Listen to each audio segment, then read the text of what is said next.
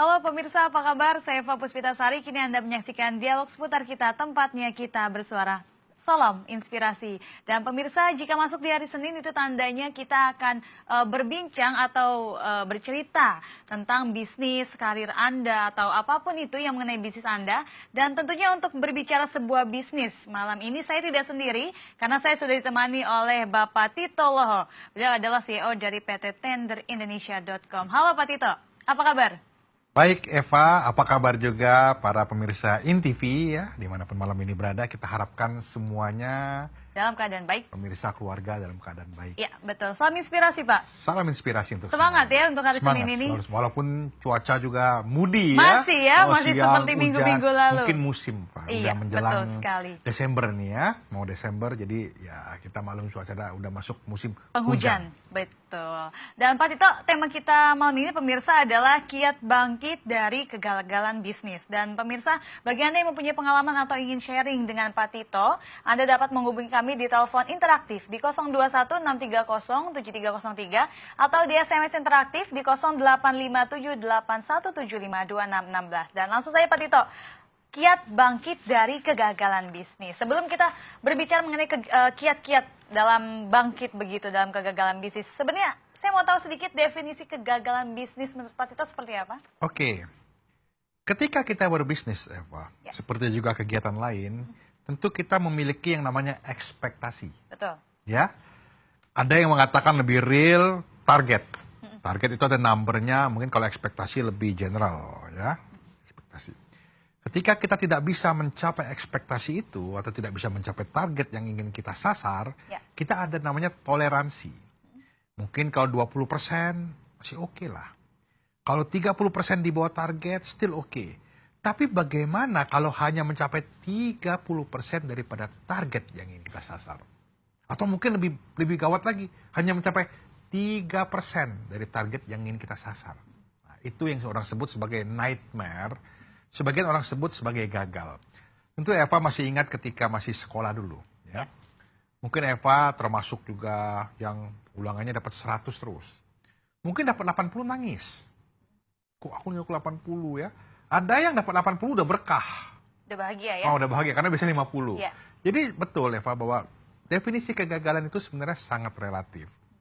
Tapi siapapun, apapun kelas bisnisnya, apapun jenis bisnisnya, saya sangat yakin pasti pernah sekali, dua kali, atau sering kali mengalami kegagalan di mana pencapaiannya sangat jauh ya dari ekspektasi atau dari target yang ingin disasar.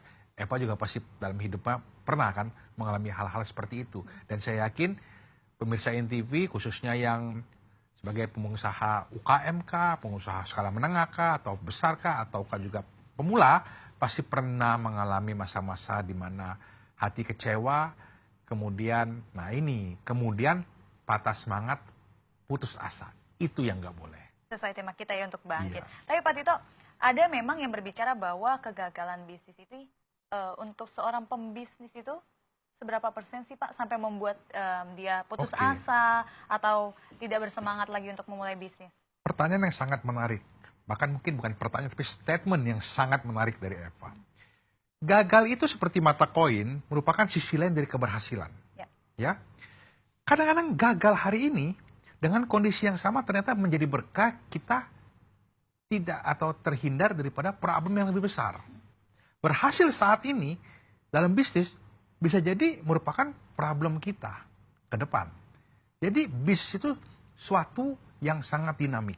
Saya mau mengatakan ketika kita memutuskan menjadi seorang pebisnis, kita tuh kalau berlayar tuh seolah sudah di laut lepas, Pak.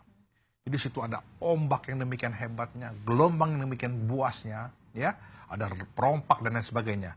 Itulah kondisinya. Tidak ada kondisi nyaman dan kondisi pasti bagi seorang pebisnis. Jadi kalau ada yang pasti hari ini, belum tentu besok. Jadi kondisi itu mesti kita pahami sebagai kita terima dulu sebagai suatu kondisi yang memang itulah seorang pebisnis. Jadi pernah ada di Singapura pebisnis yang sangat sukses dari muda sampai tua. Ketika menjelang umur 80, bankrupt bisnisnya. Dia retail, dia buka kayak supermarket jaringan di Singapura. Bankrupt. Ditanya, apa perasaan Anda? Jawabnya apa? Biasa aja. Oh, biasa aja. Anda nggak kecewa. Sebagai manusia saya kecewa. Tapi, bisnis ya demikian. Saya bisa bangkrut di usia muda, saya bisa bangkrut di usia tua. Tidak ada yang pasti. Jadi ketika Anda mengalami kerugian, Anda jangan pernah menganggap bahwa diri Anda bodoh. Bukan berarti Anda mengatakan bahwa Anda tidak pernah melakukan kesalahan, tapi jangan pernah menganggap diri Anda bodoh. Nah, dari kegagalan inilah, maka Anda harus belajar untuk kemudian memantul seperti bola lebih tinggi. Itu filosofinya dulu, Pak. Itu filosofi paling utama ya? Kita bisa salah, tapi kita tidak bodoh. Makanya kita mau belajar dari kesalahan itu. Itu yang paling benar. Baik, tapi kalau untuk penyebab sendiri Pak Tito, penyebab dari kegagalan dalam berbisnis biasanya apa sih Pak Tito, rata-rata gitu? Itu analisa ya. Penyebab kita kegagalan karena kita pengen berhasil. Itu dulu yang kita mesti pahami. Apa itu tidak bisa dikatakan bahwa itu penyemangat? Kalau enggak, begini Pak. Kita mesti pahami karena kita set a target, maka ketika kita tidak mencapai di bawah, maka kita sebut sebagai gagal. Kalau kita set targetnya sangat rendah, atau kita tidak punya target, kita nggak pernah gagal. Itu kan? Betul. Filosofinya itu dulu. Nah, target ini banyak. Kenapa mesti ada target? Karena kalau kita gagal ada modal. Kita nggak bisa dong jual di bawah modal, rugi lah namanya, habis lah kita uang kita. Ya, kita juga mesti ada profit tertentu karena profit ini mesti cover yang namanya overhead, bayar karyawan, bukan sekedar modal barang, tapi bayar karyawan, bayar sewa, bayar listrik dan lain sebagainya. Dan kita mesti juga profit untuk biaya kita sehari-hari rumah tangga kita kan. Maka kita punya profit yang harus kita capai dan ada modal di bawahnya. Sehingga untung kita mesti di atas modal plus profit yang ingin kita sasar. Baru namanya net profit. Nah, ketika itu tidak tercapai atau jauh sekali, bahkan modal pun menjual mesti di bawah modal, maka kita mengatakan bahwa kita gagal. Gagal itu bisa dua faktor, Pak. Bisa faktor luar dan faktor dalam. Ya, faktor dalam, mungkin bisnis kita bagus, tapi kita gagal ngelola uang. Uang kita pakai semena-mena. Kita pakai tempat yang tidak semestinya. Atau kita spekulasinya terlalu tinggi. Ekspansi ke tempat yang kita tidak kuasai. Habis uang kita. Ada yang seperti itu. Tapi ada juga faktor karena dia gegabah, terlalu nafsu melakukan bisnisnya, memberikan utang kepada orang yang ketipu karena kurang skill. Saya katakan soft skill itu bisa skill technical, bisa skill soft skill kan, penguasaan akan karakter pelanggan dan lain sebagainya. Tapi bisa juga, Pak, kadang-kadang ada faktor luar yang memang tidak terhindarkan. Contohnya? Contohnya kita tadi, kalau kita berlayar, Pak, kapal itu bocor nggak bocor, mesinnya bagus nggak bagus, itu kan tergantung kita. Tapi gelombang kan nggak bisa kita ngatur. Bisnis juga begitu. Ada faktor-faktor luar yang memang kita nggak bisa atur. Misalnya kita supply, kita bikin barang, kita supply ke pabrik A. Untuk dia bikin barang lebih besar. Kalau dia kolaps, kan kita kehilangan pelanggan. Betul. Nah, kalau kita terlalu tergantung dengan dia, artinya mungkin katakanlah 80% kapasitas kita untuk dia, begitu dia goyahlah kita kan. Jadi ada faktor internal, ada faktor eksternal. Kadang-kadang faktor internal ini lupa di manage sehingga jadi problem. Seharusnya faktor internal ini tidak merupakan masalah. Tapi ingat, ketika faktor eksternal baik, bisnis kan gampang. Faktor internalnya kadang-kadang jadi terlena, Pak. Jadi memang internal dan eksternal ini harus seimbang atau dikombinasikan begitu? Kalau saya mau mengatakan bahwa hati-hati dengan internal. Fokus. Iya. Karena internal itu seharusnya dalam genggaman kita. Tapi itu yang sering terjadi, internal ini yang kacau balau. Eksternal itu, kita bisa pindah-pindah. Kalau Eva tadi kapal, bisa bermain di mana? Di danau A, danau B, lautan A, lautan B, bisa pindah. Tapi kapalnya kan itu. Nah, ketika kapal ini nggak fit, kapal ini terlalu banyak masalah, taruh di lautan tenang pun akhirnya karam. Artinya, kondisinya bekerja tidak tenang. Misalnya, cicilan terlalu banyak. Orang-orang di dalamnya menggerogoti, ya, bukan mendukung Polri tapi menggerogoti. Mungkin karena terlalu banyak naruh orang yang nggak kompeten, terlalu banyak taruh teman, terlalu banyak taruh family, bisa. Jadi akhirnya tidak profesional. Tapi Pak Tito, sempat tadi Pak Tito bilang terlalu banyak family atau teman. Jika memang kita membuka usaha dengan sanak keluarga, begitu. Seperti apa Pak Tito? Ini sebenarnya tidak ada aturan pasti, tapi saya pernah baca satu buku mengenai how the mob do business. Mob itu artinya mafia. Mafia itu lucu. Dia itu mafia yang mana kekeluargaannya sangat kental. Kalau kita nonton film mafia kan begitu. Ya. Tapi dia punya aturan. Dalam perusahaan, jangan taruh lebih dari 2 saudara. Saudara paling banyak 2. Di dalam satu Jangan perusahaan. lebih. Iya, jangan lebih. Karena kalau lebih, pasti problem. Saya mau mengatakan bahwa, memang ada yang mengatakan, kalau kita sukses, toh kita mesti ajak saudara. Ya. Bagus, Pak. Bagus. Kalau niatnya membantu, bagus. Tapi put him away. Artinya gini, saya punya usaha, saya kasih dia untuk di situ aja. Yuk kelola. Jangan karena saya mau jadi sinterklas, saya ajak masuk semua ke perahu saya. Kasih aja sekoci, suruh dia belajar sendiri. Oke, jadi ibaratnya kasih dia perahu biar dia jalan sendiri. Iya, kan begitu. kita nggak usah kasih dia perahu kapal sebesar kita. Kasih aja sekoci itu kapal kecil, dia belajarnya nggak apa-apa tuh dia. Tapi dia kan susah. Lebih nyaman tinggal di kapal kita yang besar. Ya. Nah, itulah awal problemnya. Ketika kita berbaik hati sehingga akhirnya memberikan dia demi kenyamanan dia ikut kapal kita, dia masuk ke comfort zone, akhirnya dia menggerogoti. Taruh aja di kapal kecil mabuk laut, Pak. Nggak apa, biarkan dia mabuk. Mabuk dengan kerjaan dia, mabuk dengan kesibukan dia, nggak apa. Dia belajar. Fase dia belajar. Kita kan sudah belajar sebelum-sebelumnya. Sehingga kita bisa, atau kata kita bisa sukses seperti hari ini. Ya. Itu kuncinya. Tapi menurut Pak Tito sendiri, apabila di dalam suatu perusahaan ada memang banyak keluarganya begitu, apakah perusahaannya akan sukses? Oke, Atau seperti apa, Pak oke, Tito? menarik ini, Pak. Mostly, ada pengecualian tapi mostly Ya. itu tidak akan sukses. Mostly akan muncul Sudah pasti. pasti, mostly kebanyakan, katakan 90%. Ya. Ada mungkin yang bisa keluarga, usaha yang banyak keluarga bisa sukses ada, tapi malah saya bilang itu case, itu contoh baik, itu case bagus, kebetulan yang bagus. Kebetulan dapat Suatu contohnya kebetulan yang baik, Ya. ya. Tapi itu tidak bisa dijadikan ilmu general, suatu Baik. ilmu. Karena pengecualian kan. Dalam musim hujan, bisa aja ada sehari panas, Pak. Betul. Tapi itu kan hoki. Ya. You nggak bisa ngandelin hal itu, Betul. gitu. Berarti memang Profesional. rata-rata Profesional, harus profesional. tidak ya. boleh bergantung kepada Iya, keluarga ya. kalau tadi kan, bisa nggak 1 atau 2? Mungkin kan teori MAP mengatakan 2 deh, jangan lebih deh. Itu maksimal ya? 2. Tidak boleh tambah lagi? Iya, nggak bisa kita taruh di pabrik 1, di tokonya 1, di gudangnya 1, atau Ya. di gudang 2. Too much. Baik. Kita belum membahas kiat-kiat Oke. bangkit dari kegagalan begitu Pak Tito. Ya. Kita akan break dulu setelah pariwara berikut ini. Pemirsa tetap di dialog seputar kita.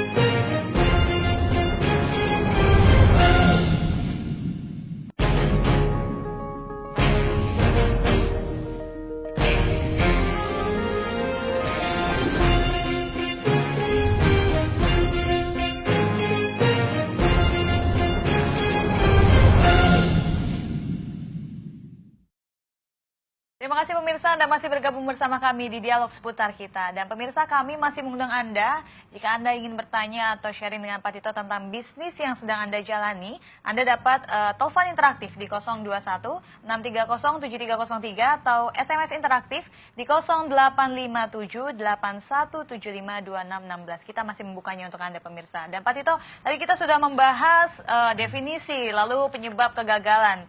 Kita masuk ke kiat. Apa aja sih Pak kiatnya untuk bangkit dari kegagalan itu? Oke. Jadi kegagalan itu kita mesti lihat dulu kenapa kegagalan itu Faktornya terjadi. ya? Banyak faktor. Ya. Faktor pertama adalah teknis. Seperti yang terjadi dalam salah satu handphone bikinan Korea baru-baru ini, smartphone kan, di mana meledak dia punya itu. Ya. Teknis kan? Ya. Tapi itu menimbulkan kerugian yang luar biasa. Stok tarik, researchnya amblas, saham jatuh, itu gagal juga. Cuma karena sudah demikian besarnya nggak langsung bangkrut lah. Ya. Tapi rugi miliaran dolar kan. Oke, dia rugi. Teknis. Faktor kedua yang banyak terjadi juga adalah, yaitu manage keuangan yang nggak baik. Ya. Ketika hari lagi baik, bisnis lagi baik, Ya. kita manage keuangan acak kadut separah apapun, istilahnya gitu Pak, Ya. fine. Karena cash in, profit masih masuk terus. Tapi ketika situasi di luar itu bertambah ketat, harga mulai bersaing, ya, cost kita naik, kita nggak punya kemampuan bertahan dalam hal itu. Karena tadi kita manage keuangannya salah. Terlalu banyak beli barang pribadi, mobil mewah, rumah mewah. Sehingga melupakan uang itu dapat dari mana ya? Iya, padahal itu mungkin masih ngutang. Ya. Kalau bisnisnya bagus, nggak apa-apa, dia bayar terus. Tapi ketika jelek seperti harga batu bara jatuh, harga CPO jatuh, nah banyak yang bertumbangan tiba-tiba. Dan langsung tiba-tiba tidak ada kekuatan bertahan. Ya. Nah, tapi pertanyaannya begini, kalau cari sebabnya gagal, apakah teknis, apakah karena internal salah manage keuangan, ya udah gagal mau gimana? Mau cerita juga percuma kan? Udah gagal. Udah terjadi ya. Apa yang mau dilakukan? Pertama, ketika kita gagal, kita mesti refleksi dulu. Sekarang gue punya apa? Sekarang, gue punya modal apa? Banyak yang mengatakan bahwa gue punya utang gede. Fine lah, utang gede mau diapain? Biasa kan begitu. Orang gagal itu utang gede, udah gak punya modal. Tapi dia mesti lihat aset dia. Aset itu kan gak mesti barang. Aset itu bisa barang, punya ruko, punya komputer, punya mobil, punya peralatan mesin, itu aset. Tidak selalu uang ya? Iya, aset. Cash, mungkin udah habis. Defisit, ada utang. Network. Nah, network ini penting. Ya. Skill, artinya dari bosnya maupun orang-orangnya punya skill nggak? Ya. Brand. Dia masih punya brand nggak? Kalau dia masih brandnya bagus, networknya bagus, dan skillnya bagus, artinya kan dia hanya masalah uang. Betul. Ya. Nah, itu dulu dikumpulkan, dipetakan, tinggal bicara sama bank kah, sama mitra kerja kah, sama investor kah. Saya ini masih bagus loh. Cuma saya manage uang aja kemarin, oke, agak problem. Saya mesti punya ini, ya. Nah, kemampuan memetakan hal ini akan sangat membantu kita untuk merecover baik perasaan kita, semangat kita, maupun real bisnis kita. Misalnya, Eva punya restoran jaringan, udah punya 3, udah menu bagus. Tiba-tiba dengan beraninya membeli suatu gedung, nyicil lah. Nanti restorannya di gedung itu, jadi gede kan. Ternyata laku sih laku ya, Pak ya. Cuman nyicilnya nggak kuat, terlalu mahal, AC-nya juga terlalu mahal, ya maintenance pajak juga terlalu mahal. Tiba-tiba bisnis plong lagi lesu. Sehingga akhirnya menggerogoti, rugi. Grogotin akhirnya kalah cepat sama cicilan, nggak mampu, kolaps. Tapi yang inget loh, kita masih punya skill yang memasak, skill manage restoran, yang punya 3 cabang yang kecil, yang cikal bakal kita Oke, itu boleh gone, tapi kan saya masih punya 3 cabang ini yang masih bisa saya manage lah. Nah, tinggal bicara utang bisa direstruktur nggak? Minta pengampunan, karena orang yang minjemin uang pun dia pengen uangnya balik dong. Kalau lu nggak bisa balikin sekarang, kapan nih bisa balikin? Itu aja pertanyaannya. Tentu mungkin gaya hidup lu mepet, lebih kepada saving, ngirit dan lain sebagainya, itu rentetan lah ya. Yang cilakanya ketika kita patah semangat, putus asa, apa aja udah nggak mau tahu. Nah, itu yang gawat, Pak. Itu memang tidak boleh. Tapi kan Pak, kalau memang seseorang itu begitu mengalami kegagalan yang membuat dia benar-benar trauma atau nggak lagi deh di dalam dunia bisnis, seperti apa? Malah uring-uringan ya. Iya. Sekarang aja udah bingung, orang lagi terus bahkan ya. Bahkan sampai ada yang bunuh diri karena gagal dalam bisnis. Kenapa? Gimana Pak Tito? Karena dia tidak melakukan penguatan mental. Jadi, saya juga pernah gagal, Pak. Saya pernah gagal. Nggak sekali juga, berapa kali saya gagal. Memang sih, bangkit dari kegagalan, itu gampang diomong. Setuju. Gampang diomong. Semua motivator, semua inspirator, semua buku ngajarin hal itu. Bahkan tadi saya sempat ngeprint, saya pelajarin, beberapa tokoh seperti Honda, ya nama Honda, nama orang ya, Honda, Bill Gates, Walt Disney, ya, you name it lah, ya, pernah gagal. Mereka tokoh-tokoh dunia pernah gagal, kemudian bangkit lagi. Pernah ditolak, pernah bangkrut, pernah rubuh. Artinya kegagalan itu nggak hanya saya alami. Itu dulu, kalau saya gagal, saya harus tahu bahwa kegagalan itu tidak cuma dialami oleh seorang Tito, tapi dialami oleh semua orang yang akhirnya bisa sukses lagi.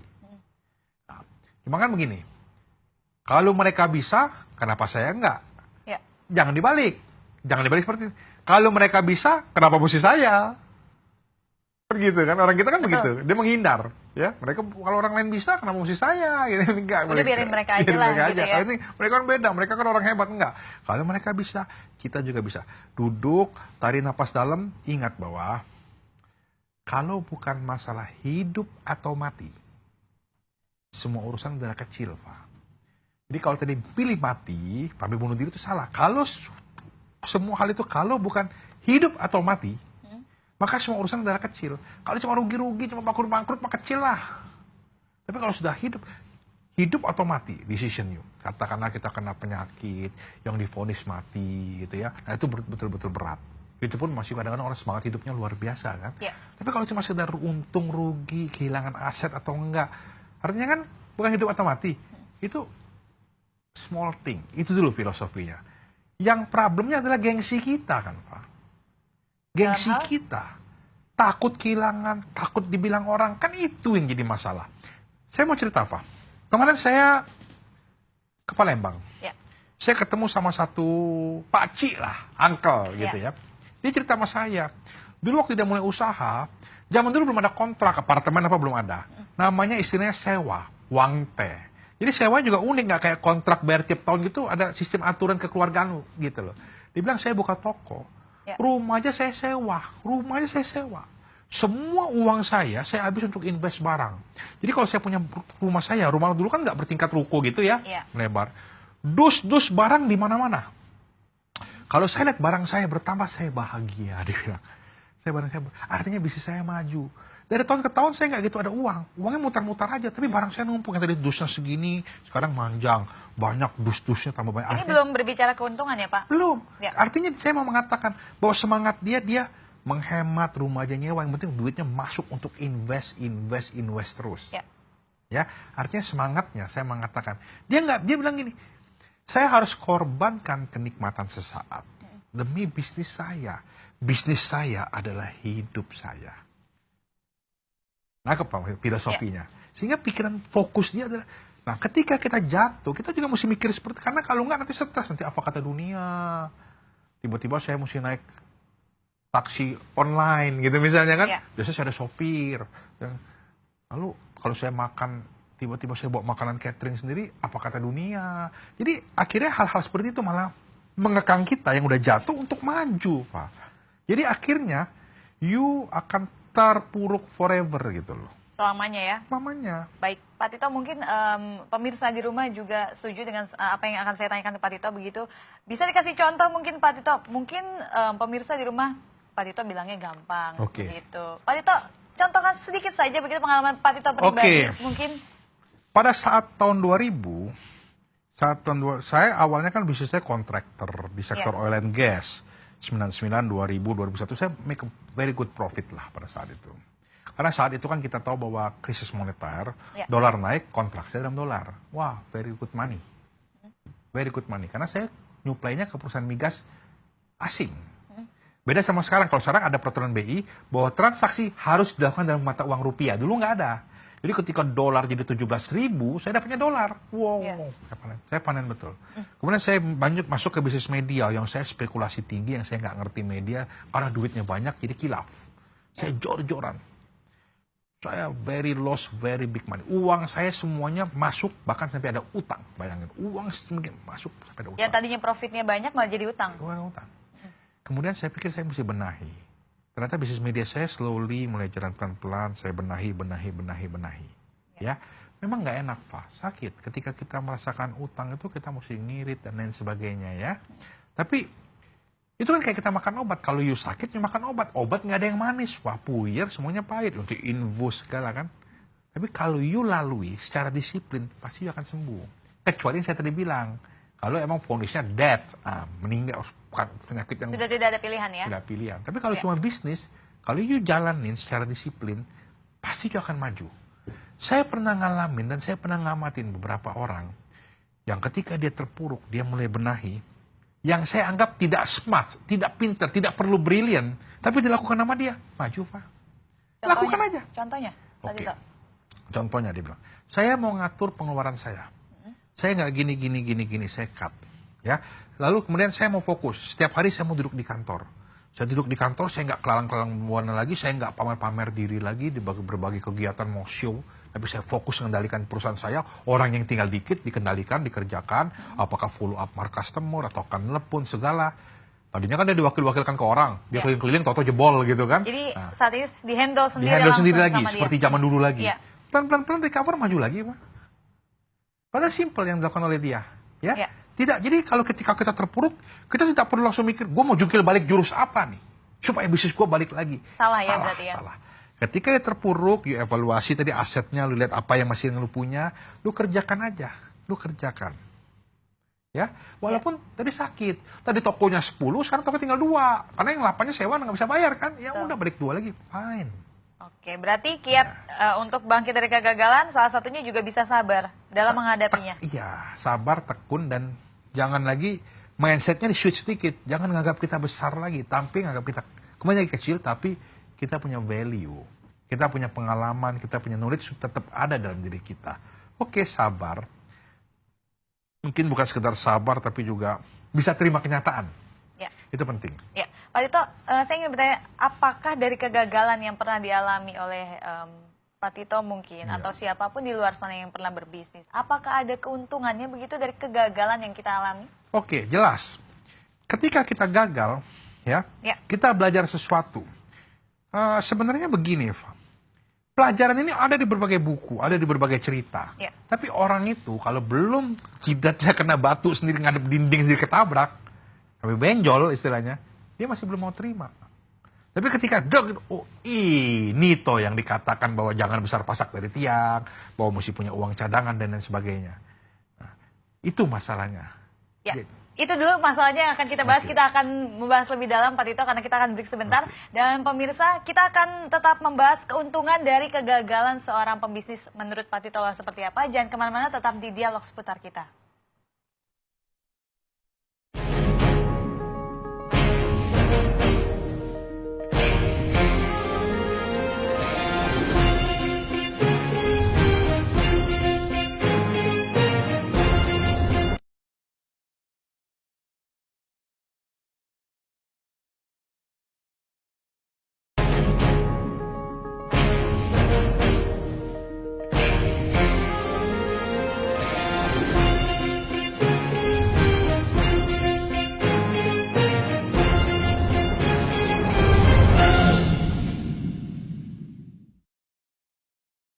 Terima kasih pemirsa, Anda masih menyaksikan Dialog Seputar Kita, tempatnya kita bersuara. Dan pemirsa, kami masih mengundang Anda, jika Anda ingin sharing atau bertanya mengenai usaha yang sedang Anda jalani, atau Anda pernah mengalami kegagalan, bagaimana caranya untuk bersemangat begitu mengalami kegagalan itu. Anda dapat bertanya di telepon interaktif kami di 02163073303 atau SMS interaktif di 085781752616. Dan masih bersama Bapak Tito loh. Pak Tito, sebelum break tadi kita sempat membahas keuntungan dari kegagalan. Pak Tito bilang jelas ada.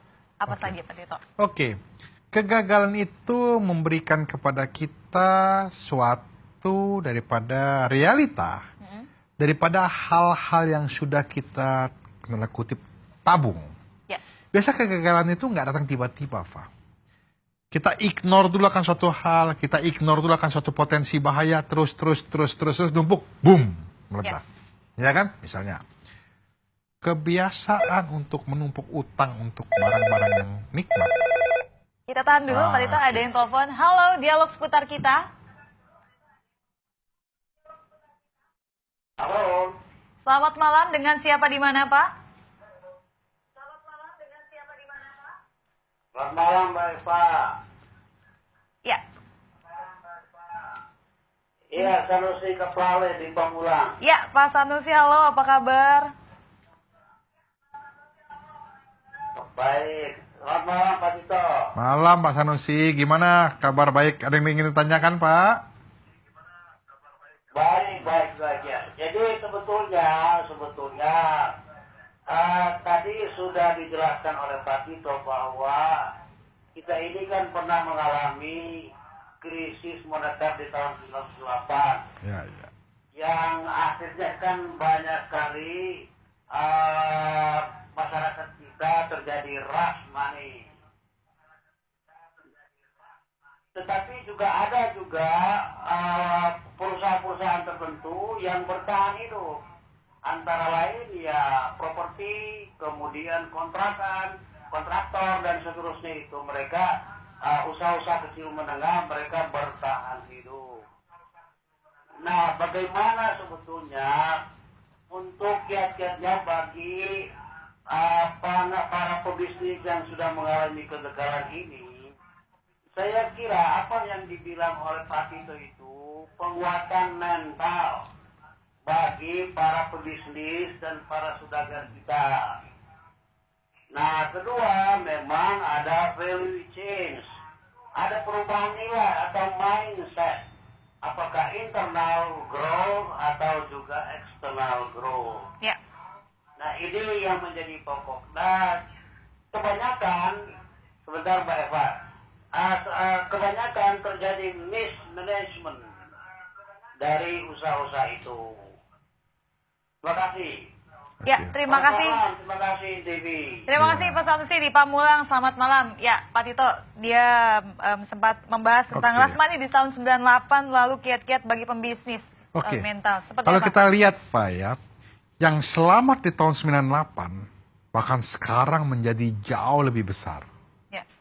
Ya, beberapa grup konglomerat sekarang ini adalah yang begitu terpukul pada waktu 98. Ada beberapa nama yang bertahan dan menjadi lebih besar. Ya. Kenapa? Satu, mereka punya mindset bahwa the world is not over. Dunia tidak berakhir karena kita rugi, karena kita collapse. Ya, Indonesia pada 98 itu berpotensi sampai rusuh kan, berpotensi perang saudara, otonomi dan lain sebagainya. Ya. Tapi pada saat tahun 2000, 2001, 3 tahun kemudian udah pulih ekonomi kita. Jadi saya mau mengatakan bahwa mereka yang menang itu adalah mereka yang punya mindset bahwa dunia nggak runtuh. Karena kalau kamu punya mindset bahwa dunia runtuh, kamu akan males, kamu akan lesu, kamu setiap hari hanya akan cerita bahwa, nah si Anu kan gagal, nah si Anu kan bangkrut, nah si Anu rugi. Artinya, kok seneng ya kalau ada orang-orang yang rugi yang nyari-nyari teman rugi. Cari kan? teman jadinya ya? Iya, bukan dia mempelajari, tapi sibuk nyari teman gitu untuk rugi. Nah itu mindset yang sangat-sangat salah. Memang kembali, gampang untuk ngomong. Ya. Sulit untuk melakukan. Karena apa, Pak?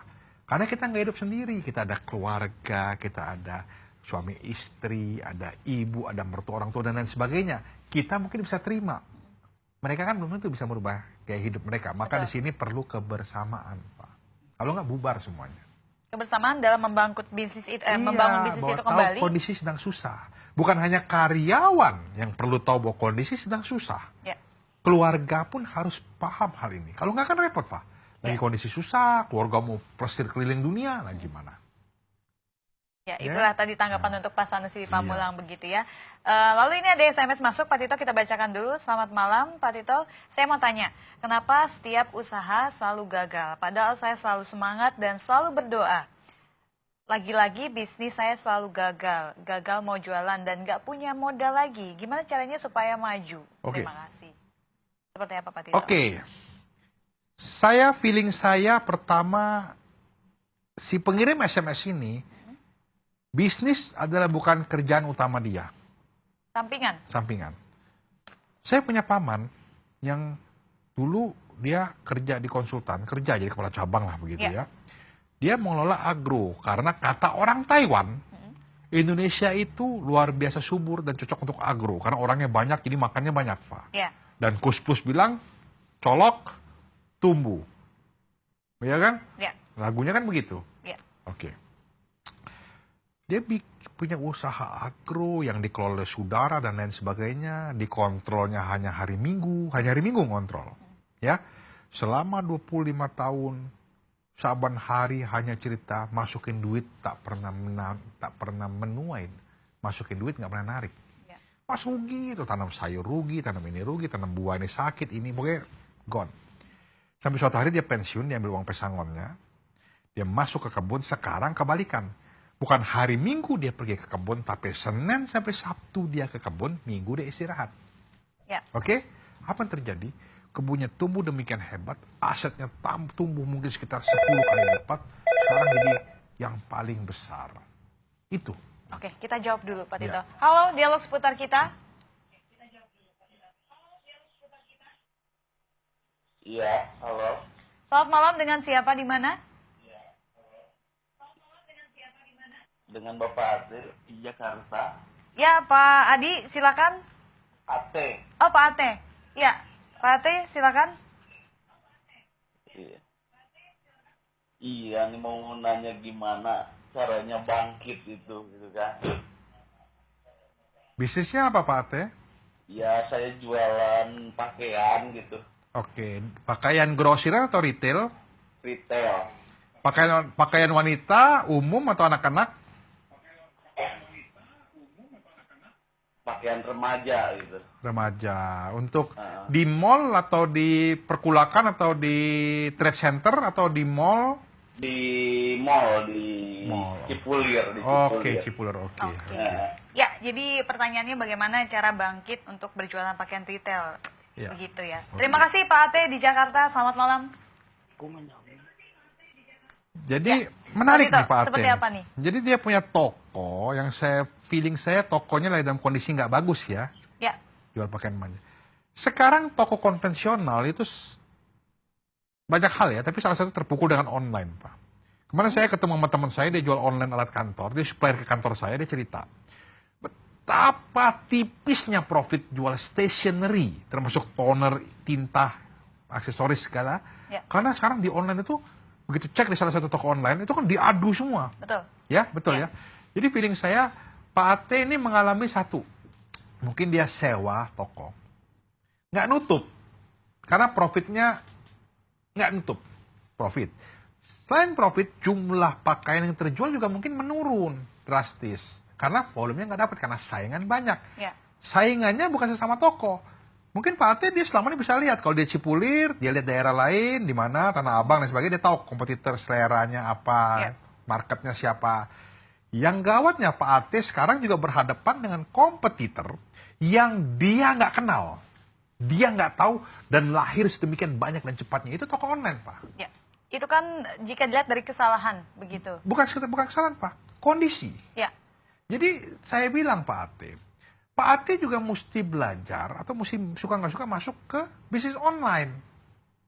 Berarti kiatnya harus belajar bisnis online ya? Iya, karena trennya sekarang kita ini kan mau tahu peta kita cari di smartphone, Ya. nyasar. Mau tahu jalanan macet nggak macet kita cari di smartphone. Mau cari makanan kita cari di smartphone. Mau taksi atau mau naik ojek kita cari di smartphone. Betul. Belanja juga di smartphone, itu realita. Dan banyak yang toko-toko konvensional masih tidak menerima hal ini. Padahal itu sudah fenomena. Hal itu. Jadi bagi saya Pak Ate mungkin bagi saya Pak Ate fenomenanya adalah penjualannya menurun, profitnya juga sangat terkikis, sehingga akhirnya kelabakan dalam manage portofolio, dalam manage cash flow. Ya. Akhirnya lesu. Kok Baik. udah nggak kok sudah nggak prospek. Ya. Itu loh kira. Jual baju ini nggak prospek. Zaman sekarang ekonomi susah. Zaman ekonomi sekarang lagi sepi. Banyak yang kolaps. Seperti tadi kan. Padahal Betul. mungkin yang beli online, dan karyawan saya Pak, 7 hari terima kiriman. Mukena, sajadah, apapun. Apapun itu ya? Hijab. Kalian beli terus. Lucu Pak. Kok beli lagi? Lucu Pak. Lu tau lucu dari mana? Saya kan buka ini Pak. Lihat nih lucu tuh. Jadi kayak addicted. Beli barang murah online tuh. Dan kenapa online bisa murah? Overheadnya kecil Pak. Dia kan dagang dari rumah. Iya. Jadi sekarang tidak lagi melihat toko kamu sedemikian berapa hebatnya. Iya, Enggak. hanya modal smartphone ya? Iya, toko gambar dan foto-foto kan. Betul. Foto anak muda sekarang kan hobi, dia Iya. tahu angle yang bagus. Nah, jadi ternyata hal seperti itu. Dan setelah saya amatin tempat-tempat rekan-rekan teman-teman bisnis saya ya. Jadi emang fenomena online ini seluruh dunia lah, nggak cuma di Indonesia. Dan ingat loh, Indonesia itu mungkin disebut sebagai quote-unquote negara berkembang, Ya. tidak semaju Korea Jepang. Tapi yang main smartphone Indonesia tuh Facebook aja. Indonesia tuh salah satu yang terbesar di dunia loh. Orang sini kan nggak bisa lepas Pak. Ya, betul. Dua-dua kadang-kadang dua main, 2 akun. Ya. Ya, beda ya. Satu akun itu. Bayangin coba. Itu fenomenanya. Berarti solusi untuk Pak Ate di Jakarta mencoba untuk berbisnis online? Iya, suka nggak suka, Pak Ate sudah mesti switching ke online. Sudah harus ya? Iya. Baik, kita akan lanjut Pak ke pertanyaan berikutnya. Selamat malam Pak Tito, saya mau tanya, cara berbisnis properti kecil-kecilan dengan modal terbatas. Sasaran ekonomi lemah, harga yang ditawarkan di bawah 170 juta. Oke, Seperti ini apa, menarik Pak nih. Tito? Ya. Properti ini banyak ya. Tadi dia bilang properti, bayangan saya mungkin ini jual beli nih. Iya. Ya, karena dia nggak bilang developer. Kalau developer dia bangun komplek kan. Ya, Properti ini kalau di zaman sekarang ini memang yang segmen paling menarik ya yang menengah, yang kecil-kecil tadi. Karena nah, properti ini yang paling penting adalah satu, lokasi. Lokasi artinya tentu disesuaikan dengan segmen target market. Artinya gini, kalau Anda orang yang rendah penghasilannya, ya dia pasti agak jauh, nggak apa-apa. Tapi akses umum kendaraannya ada nggak? Ya. Karena pasti dia belum punya mobil. Kan bayangan saya nggak mungkin kalau dia beli tadi 100 jutaan, dia punya mobil. Atau kalau dia punya mobil, bagaimana dengan anaknya? Bagaimana dengan istrinya? Ya, beli bensinnya juga mungkin terbatas kalau jauh-jauh. Jadi yang penting adalah akses kendaraan umum ada nggak untuk daerah situ. Itu dulu deh. Jauh nggak apa-apa. Jauh nggak apa, yang penting ada akses kendaraan umum. Oke, kita tahan dulu Pak Tito. Yang paling penting yang tadi lokasi, itu paling utama. Nanti kita akan lanjutkan setelah pariwara berikut, tetap di dialog seputar kita.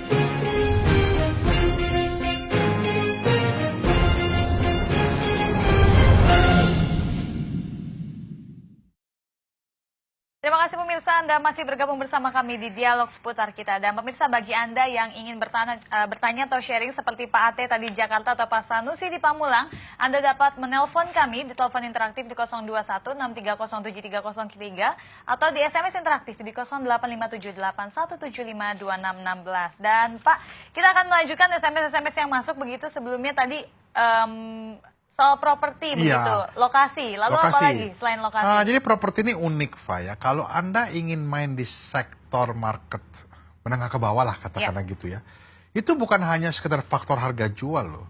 Jadi jangan anggap bahwa karena orang itu daya belinya lemah, udahlah, gua bikin rumah yang penting murah lu beli dah, pasti laku. Enggak. Salah ya? Salah. Ada banyak juga hal-hal, kadang-kadang orang yang quote unquote yang daya belinya rendah, ini kan rumah pertama bagi dia, Pak. Ya, dia nggak pernah, dia ngontrak selama ini ikut mertua, sekarang mau pertama. Dia malah lebih detail, lebih tidak bisa nerima adanya suatu yang ketidakcocokan di situ. Dia lebih teliti lagi, kayak orang beli barang pertama kan pasti benar-benar diliatin, timang-timang, ya. Sehingga dalam menjual rumah pertama atau sebagai pengembang atau katakan dia beli rumah tua, dibikin dihancurin, lalu dibikin rumah gitu ya. Hati-hati. Orang yang lebih baik ditanya betul, maunya mereka itu survei. Oke, maunya seperti ada telepon masuk. Halo, Dialog Seputar Kita. Halo, selamat malam. Selamat malam, dengan siapa di mana? Dengan Bapak Beni di Banten. Ya, Pak Beni, silakan.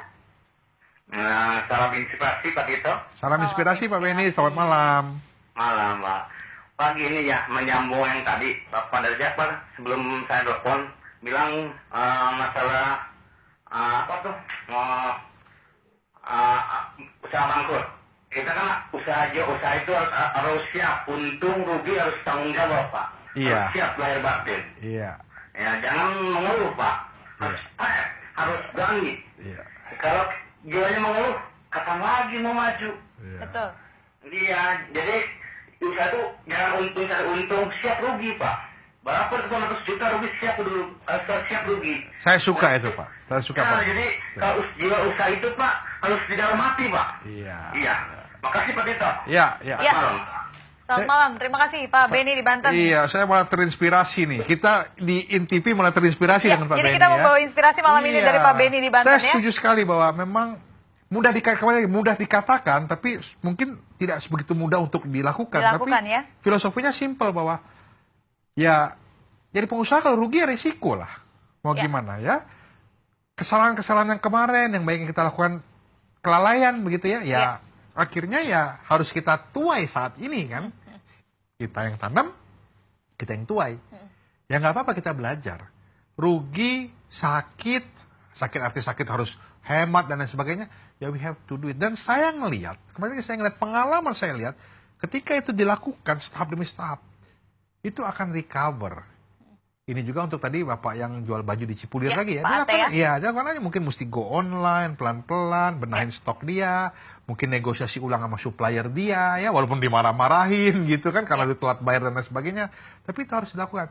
Nah untuk itu Pak, kita perlu bikin step-step ditulis yang harus kita lakukan. Dan sehingga kita ada guidance nih. Kita ada petunjuk. A, B, C, D, sama kita apa. Kalau nggak kita juga nggak disiplin. Kalau nggak kita nggak disiplin. Ini penting nih. Simple, lakukan saja. Tapi untuk konsisten melakukannya ini nggak simple. Sama seperti orang olahraga kan, maraton lari. Simple cuma lari, tapi 42 kilo loh Pak. Kalau berenang 10.000 meter, tinggal lu latihan supaya kamu bisa konsisten dan capai finish. Baik. Gitu kan. Kita lanjutkan Pak Tito untuk ke pertanyaan. Ada dua orang yang bertanya, memang pertanyaannya hampir sama.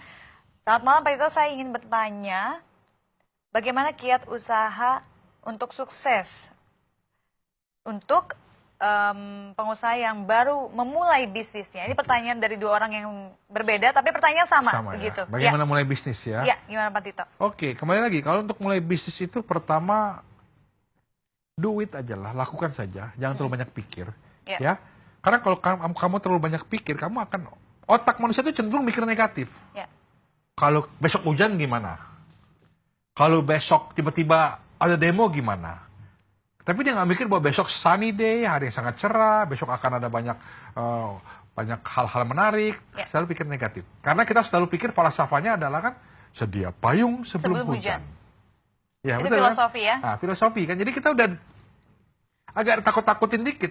Siapkan plan B kalau plan A nggak jalan. Bahkan bila perlu siapkan plan C, D, E kalau plan A dan B nggak jalan juga kan. Takut gitu kan. Nah, jadi hidup akhirnya penuh ketakutan. Jadi kalau mau mulai bisnis, pertama analisa dulu lah. Jangan kepala batu, tanya ke orang, survei. Apakah kamu belajar dari bisnis orang sudah ada, kamu tiru dan lain sebagainya. Tapi terakhirnya adalah mesti keberanian untuk melakukan. Itu tetap tanpa ada keberanian untuk melakukan, maka nggak bisa juga, nggak melangkah-langkah. Karena begini, kalau kita jadi atlet, latihan terus kapan tandingnya Pak? Betul. Apakah ketika Anda tanding yakin pasti menang? Belum tentu.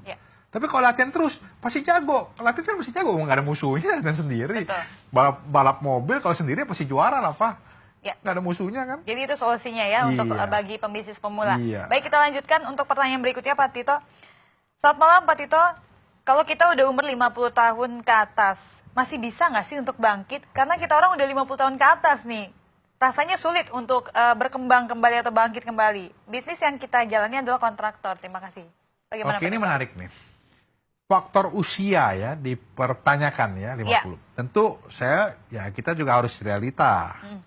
Saya mau tahu dulu 50 tahun ini fit nggak badannya? Atau kondisi tubuh ya? Ya medical check up lah. Pernah nggak ya? Kolesterolmu berapa, tensimu berapa, kadar gulamu berapa, so simple lah ya. Kalau sudah kacau-kacau ya, degup jantung tak beraturan, tensi tinggi terus ya. Nah itu mungkin ya kembali lagi mungkin quote unquote agak hati-hati juga karena jadi kontraktor ini kan tahan fisik, tahan mental, ngadepin orang, ngadepin lapangan.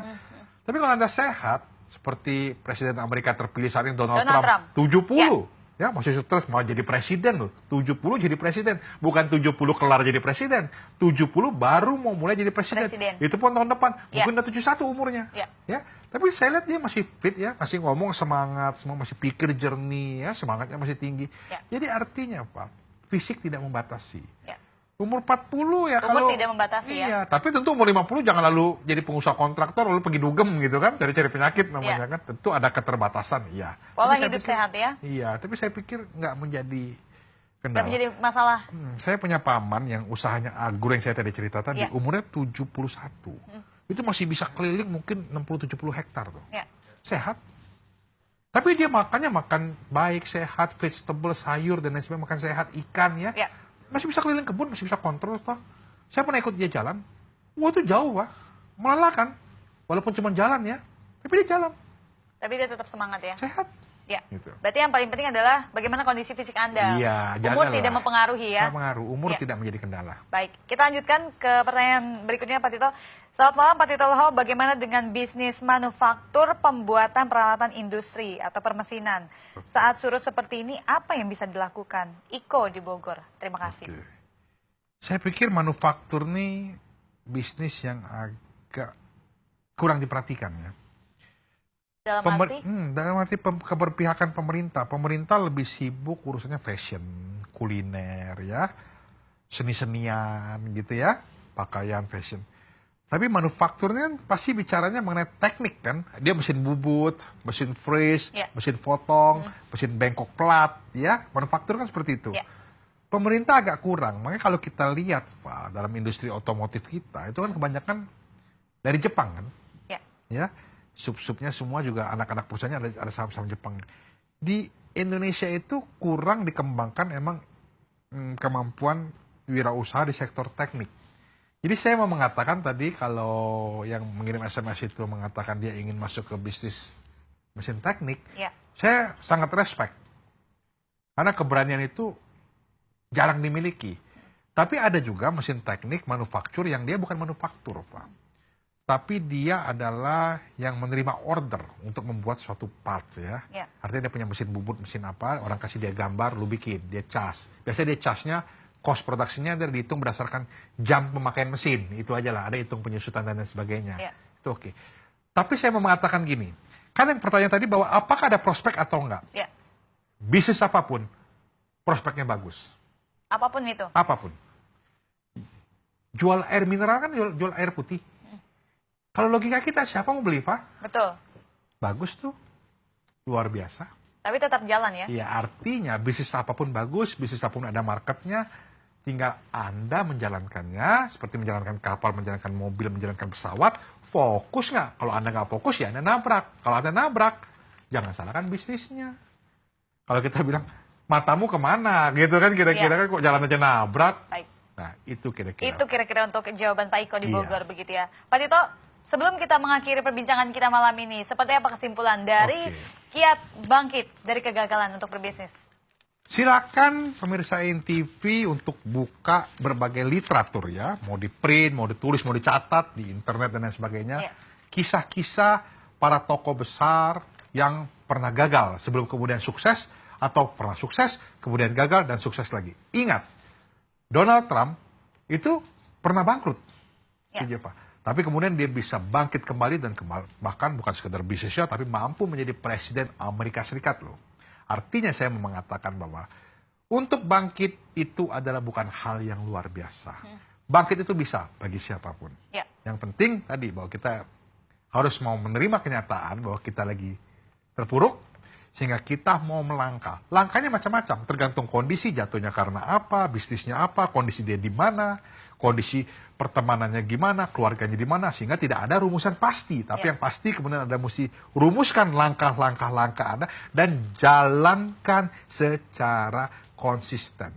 Saya mau mengatakan perumpamannya gini, ada saudara saya yang orang tuanya stroke, terbaring akhirnya. Kemudian dia terapi pelan-pelan, hari ini dia bisa jalan dan bisa berenang, bahkan bisa lari kecil-kecil. Karena dia makannya dijaga, ke dokternya rutin, obatnya dimakan, konsisten.